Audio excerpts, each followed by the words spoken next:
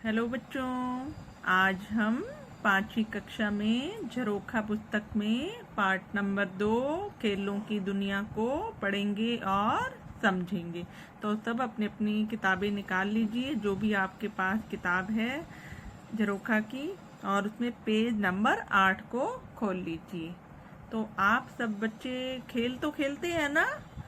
आप अपने स्कूल के मैदान में खेलते हैं, अपने घर के पास कोई मैदान है वहाँ खेलते हैं, गली में भी खेलते हैं, ठीक है।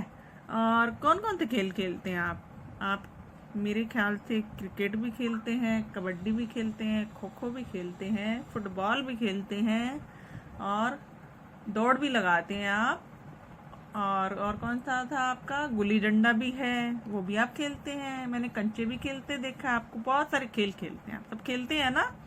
तो अब हम इस पार्ट में देखते हैं कौन से खेल की बात की गई है। तो यहाँ पर देखिए, मैं आपसे बात कर रही हूँ और मैं आज आपको आरती, गीता और रीतू के बारे में बता रही हूँ। ये 3 लड़कियां हैं। ये तीनों लड़कियां कौन सा खेल खेलती हैं? जूडो का। कौन सा खेल खेलती हैं? जूडो का। ये देखिए, ये आपको एक चित्र दिखाई दे रहा है। इस चित्र में 2 लड़कियां खड़ी हैं, 2 इधर 2 इधर, और इन्होंने किस तरह के कपड़े पहने हुए हैं ये देखिए। ये जो जूडो का खेल होता है ना, उसकी ये वाली इस तरीके से ड्रेस होती है। और यह एक क्या होता है, कमरा सा बना होता है। यहाँ पर खेल का मैदान लगा लीजिए इनका। तो इसमें यहाँ पर ये अभ्यास कर रही हैं। तो जूडो कौन सा खेल होता है?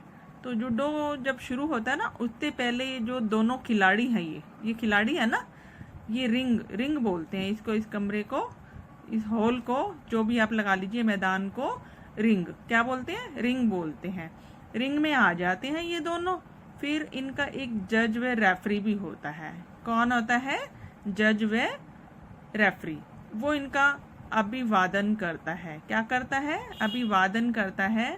और इसके बाद एक दूसरे से ये क्या करते हैं, सामने खड़े हो जाते हैं और झुककर एक दूसरे को क्या करते हैं, ये अभिवादन करते हैं। एक दूसरे का क्या करते हैं, ये अभिवादन करते हैं। फिर क्या होता है, रेफरी द्वारा ये इशारा करते हैं। क्या करते हैं ये रेफरी? क्या करता है, इनको इशारा करता है दोनों को। और उसके बाद ये खिलाड़ी क्या करते हैं, एक दूसरे पर विभिन्न प्रकार की दांव पेच होते हैं, जो एक पॉइंट सा बनाकर ये खेल को शुरू करते हैं। और उसके बाद ये एक दूसरे को आगे पीछे धकेलना शुरू कर देते हैं। क्या करते हैं? आगे पीछे धकेलना शुरू कर देते हैं। तो इस तरह का ये खेल होता है। और जो इस खेल का समय होता है ना, वो 3 से 20 मिनट लगा लीजिए। इस 3 से 20 मिनट के अंदर अंदर इस खेल को पूरा करना होता है।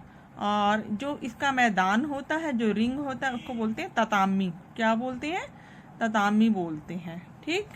और आप यहाँ पर पढ़िए, ये जो जूडो का खेल है वो डॉक्टर कॉनोन जिगारो ने 1882 में जापान में शुरू किया था। और ये जापान की मार्शल आर्ट की एक विद्या कहलाती है। क्या कहलाती है? मार्शल आर्ट की एक विद्या कहलाती है, ठीक। उसके बाद हम यहाँ पढ़ते हैं। अब ये देखिए, मैंने तीनों लड़कियों के बारे में बताया, ये जूडो खेलती हैं।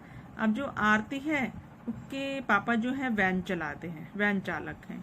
और जो गीता है, उसके पापा लकड़ी का काम करते हैं, ठीक। अभी जो आरती है, पिछले 4 साल से जूडो सीख रही है। कितने साल से? 4 साल से। बहुत प्रैक्टिस करती है, अभ्यास करती है ये इसका। और वो गुड़गांव के एक सरकारी स्कूल में 8वीं कक्षा में पढ़ती है। कौन सी क्लास में पढ़ती है? 8वीं कक्षा में पढ़ती है।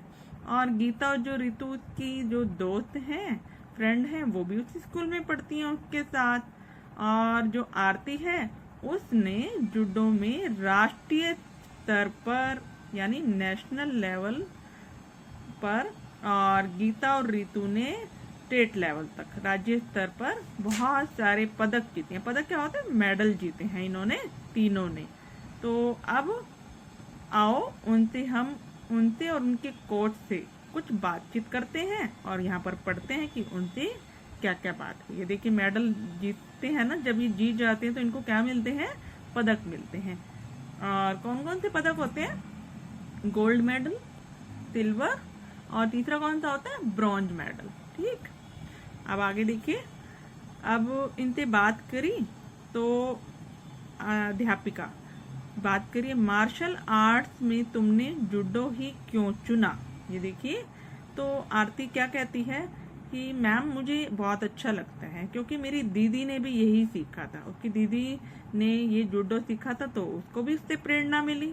ठीक, क्योंकि हम जब कोई खेल खेलते हैं, हम किसी को पहले खेलते हुए देखते हैं तो हम भी वैसा ही खेल खेलने लग जाते हैं। कोई ना कोई हमें प्रेरणा तो देता है ना, प्रोत्साहित तो करता है ना। तो ऐसी आरती को उसकी दीदी ने सिखाया था। फिर गीता क्या कहती है, उसकी फ्रेंड, हमारे सर ने बताया कि इस खेल से हम अपनी रक्षा अपने आप कर सकते हैं। ये देखिए खेल कितना अच्छा है, इससे क्या कर सकते हैं, हम अपनी रक्षा खुद कर सकते हैं, अपना ध्यान रख सकते हैं। अब रीतु क्या कहती है कि जब हम ये वाला खेल खेलते हैं ना, उससे हमारा जो शरीर है वो चुस्त दुरुस्त और मजबूत बनता है, एक्टिव बनता है और कैसा बनता है, मजबूत बनता है। उसके बाद फिर अध्यापिका क्या कहती है, अच्छा मुझे ये बताओ कि इस खेल को खेलने के लिए आपको किसने प्रोत्साहित किया, किसने कहा कि ये खेल खेलो।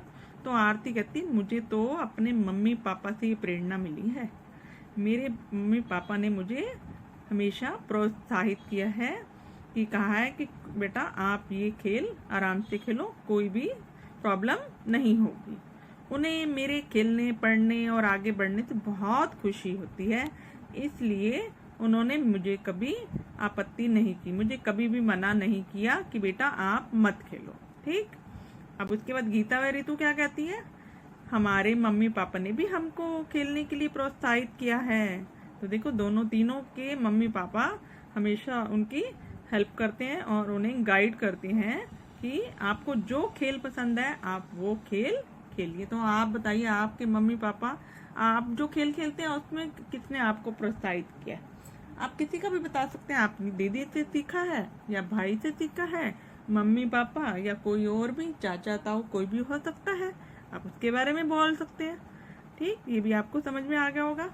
आगे अब अध्यापिका, मैंने आपसे पूछा लड़की होने की वजह से आपको खेलों में भाग लेने में कोई कठिनाई तो नहीं आई।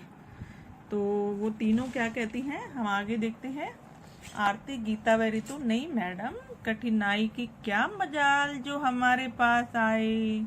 अब ये देखिए कितने कॉन्फिडेंस से एक बात कह रही हैं, पूरे आत्मविश्वास के साथ कि नहीं मैम, कठिनाई तो मतलब ही नहीं हमारे पास आ जाए, क्योंकि खेलने से क्या होता है, हमारा आत्मविश्वास बढ़ता है। वो हंसते हुए, कोच हंसते हुए क्या कहते हैं, जी हाँ मैडम, जूडो और मार्शल आर्ट से आत्मविश्वास बढ़ता है, आपका कॉन्फिडेंस बढ़ता है और हम क्या करते हैं, अपने जीवन में जितनी भी मुश्किलें आती हैं उसका सामना करने को हमेशा तैयार रहते हैं। ठीक, ये भी आपको समझ में आ गया।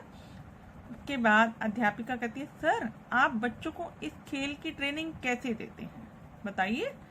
तो कोच क्या कहता है कि किसी भी खेल में निपुण होने के लिए सबसे ज्यादा जरूरी क्या है, उचित आहार होना चाहिए और नियमित अभ्यास भी होना चाहिए। आहार क्या होता है, आपका खान पान बिल्कुल सही होना चाहिए और नियमित अभ्यास यानी क्या होता है, आप एक्सरसाइज रोज करेंगे तो उससे क्या होगा, आप बिल्कुल फिट एंड फाइन रहेंगे।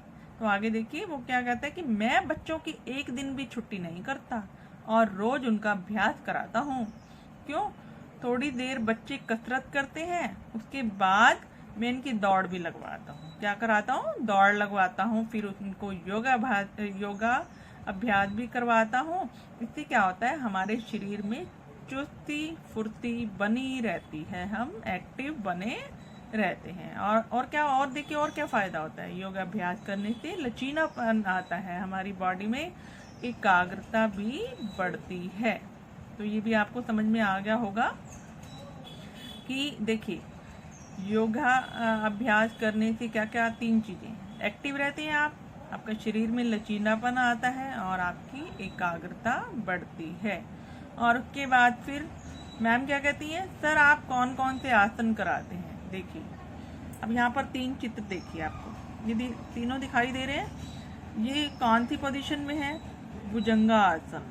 इसमें क्या होता है, ऐसे जमीन पर लेटकर अपने फेस को ऊपर की तरफ बिल्कुल पंखे की तरफ देख के इसको किया जाता है। तो ये कौन सा आसन बनता है? भुजंगा आसन। उसके बाद कौन सा है? ध्रुवा आसन। इसमें क्या होता है, आप बिल्कुल स्ट्रेट सीधे खड़े होते हैं और अपनी एक लेग को फोल्ड करके दूसरी लेग पर करते हैं और बिल्कुल हाथ ऐसे जोड़कर सीधे खड़े होते हैं। कुछ सेकंड हमें ऐसे खड़े होना होता है। तो ये कौन सा आसन होता है? ध्रुवा आसन होता है। उसके बाद कौन सा है? ताड़ासन। वृक्ष की तरह बिल्कुल सीधे खड़े होना। ये देखिए, ये कौन सा कहलाता है? ताड़ासन कहलाता है। तो ये समझ में आ गया आपको कि सर आप कौन कौन से आसन कराते हैं? वो सर इन तीनों को ये वाले आसन कराते हैं, 3 आसन। तो ये आपको यहाँ तक समझ में आ गया होगा। तो बच्चों, इसी वीडियो में हम इतना ही समझेंगे। अगली वीडियो में हम इसके आगे के प्रश्न उत्तर और आगे के पार्ट को पढ़ेंगे। तब तक के लिए बाय बाय।